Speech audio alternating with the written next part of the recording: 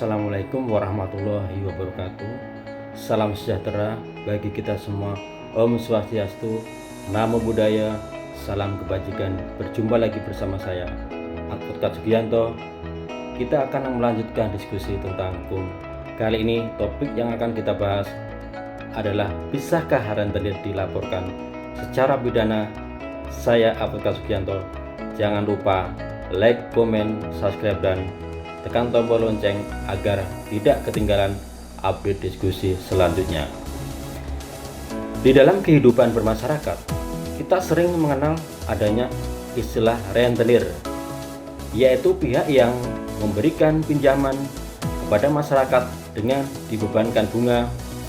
Masalah bunga ini tergantung daripada kesepakatan kedua belah pihak antara pihak rentenir tersebut dengan pihak orang yang meminjam atau pihak kreditur dengan pihak debitur.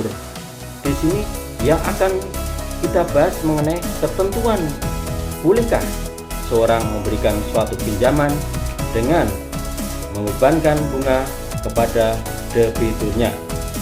Jadi ada beberapa pendapat yang mengatakan itu rentenir bisa dipidana dengan undang-undang perbankan. Mari kita lihat ketentuannya. Perihal pinjaman berbunga, kita bisa memperdomani kitab undang-undang hukum perdata di bagian 4. Ketetapan pinjaman dengan bunga, yaitu ada pada pasal 1765 untuk peminjam uang atau barang yang habis dipakai diperbolehkan membuat syaratnya bahwa pinjaman itu akan dibayar dengan bunga. Itu pasal 1765. Kemudian kita bisa melihat ketentuan pasal 1767 KUH Perdata. Ada bunga menurut penetapan undang-undang, ada pula yang ditetapkan dalam suatu perjanjian. Bunga menurut undang-undang ialah bunga yang ditentukan oleh undang-undang. Bunga yang ditetapkan dalam perjanjian boleh melampaui bunga menurut undang-undang dalam segala hal yang tidak dilarang oleh undang-undang. Besarnya bunga pun ditetapkan oleh perjanjian dan harus dinyatakan secara tertulis. Itu pasal 1767 KUH Perdata.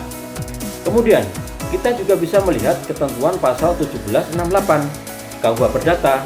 Di situ menyebutkan bahwa jika pemberi pinjaman memperjanjikan bunga tapi tidak menentukan besarnya, maka penerima pinjaman wajib membayar bunga menurut ketentuan undang-undang. Artinya di sini jika memang si pemberi pinjaman rentenir itu tidak menyebutkan berapa nilai bunganya, maka kewajiban si peminjam adalah mengikuti aturan bunga berdasarkan undang-undang. Bisa memperdomani aturan undang-undang perbankan. Jadi kesimpulannya bahwa pinjaman dengan bunga itu boleh menurut undang-undang, namun di dalam suatu kehidupan bermasyarakat, misalnya di sini dalam aturan Islam, pinjaman dengan bunga itu tidak diperbolehkan, haram sifatnya atau riba.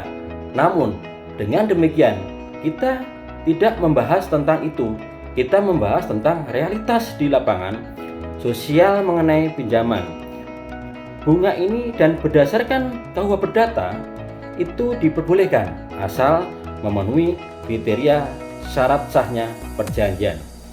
Bisa kita pedomanin pasal 1320 KUH Perdata, yang namanya di lingkungan masyarakat pasti ada aturan yang mereka ciptakan. Sebagaimana asasnya yang mengatakan ubi socies ibi justitia. Ada masyarakat, di situ ada hukum. Hukum di sini tentunya hukum yang berlaku di dalam lingkungan masyarakat itu sendiri yang bersifat private. Pertanyaan lain adalah apakah bisa rentenir tersebut dilaporkan berdasarkan undang-undang perbankan?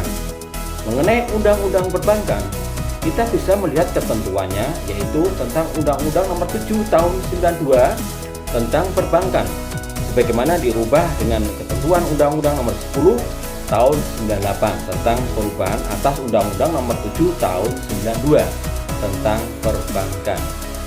ketentuan mengenai ini di luar perbankan kita bisa melihat di pasal 46 Undang-Undang Nomor 10 Tahun 98 pada ayat 1 disebutkan bahwa barang siapa menghimpun dana dari masyarakat dalam bentuk simpanan tanpa izin usaha dari pimpinan Bank Indonesia, sebagaimana pasal 16 diancam dengan pidana penjara sekurang-kurangnya 5 tahun dan paling lama 15 tahun, serta denda sekurang-kurangnya 10 miliar rupiah dan paling banyak 200 miliar rupiah. Itu bunyi ketentuan pasal 46 ayat 1 Undang-Undang Nomor 10 Tahun 98 tentang perubahan Undang-Undang Nomor 7 Tahun 92 tentang perbankan. Kemudian pada ayat 2 disebutkan bahwa dalam hal kegiatan sebagaimana dalam ayat 1 dilakukan oleh badan hukum yang berbentuk perseroan, terbatas, perserikatan, yayasan, atau koperasi, maka penetapan kepada badan-badan yang dimaksud dilakukan baik kepada mereka yang memberikan perintah untuk melakukan perbuatan itu atau yang bertindak sebagai pimpinan dalam perusahaan itu atau terhadap kedua-duanya. Perlu dijelaskan bahwa di sini bahwa berdasarkan Undang-Undang Perbankan yang dilarang adalah menghimpun dana dari masyarakat tanpa izin. Ini juga banyak terjadi misalnya oleh koperasi tanpa izin, oleh yayasan-yayasan dan sebagaimana banyak yang terjadi dalam masyarakat itu harus memerlukan izin dari pimpinan Bank Indonesia. Perlu kita note di sini yang dilarang adalah menghimpun dana dari masyarakat, sedangkan rentenir tidak menghimpun dana. Yang terjadi adalah memberikan pinjaman. Dia mengeluarkan dana. Jadi secara eksplisit di luar atau aturan dalam pasal 46 tidak termasuk rentenir yang memberikan pinjaman. Jadi pada intinya kita bisa mengambil kesimpulan bahwa di kalangan sosial terhadap rentenir ini sebenarnya berdasarkan Kitab Undang-Undang Hukum Perdata di pasal 1765, 1767 dan 1768 itu boleh memberikan pinjaman dan membebankan bunga kepada si peminjamnya. Selain itu, jika merujuk pada pasal 46 Undang-Undang Perbankan, maka rentenir juga tidak dapat dilaporkan secara pidana terkait dengan aktivitas meminjamkan uang dengan bunga tersebut. Jadi, ketika ada orang yang mengatakan rentenir bisa dipidana dengan Undang-Undang Perbankan, kita di sini sudah jawab bahwa itu tidak dapat dilakukan, atau ada yang mengatakan bahwa karena ini berbunga menyalahi aturan hukum agama, misalnya nggak boleh dibayar dan sebagainya. Itu juga keliru, karena di sini kita tidak berbicara hukum agama, kita berbicara adalah hukum berdasarkan ketentuan undang-undang, dan pemberian bunga itu ternyata dibolehkan oleh undang-undang. Jadi solusinya agar rentenir ini tidak semakin menjamur, maka diupayakan jangan meminjam dari rentenir tersebut. Mungkin itu dulu diskusi kita kali ini. Kurang lebihnya mohon maaf yang sebesar-besarnya. Saya Advokat Sugiyanto. Jangan lupa like, komen, subscribe, dan tekan tombol lonceng agar tidak ketinggalan update diskusi hukum selanjutnya.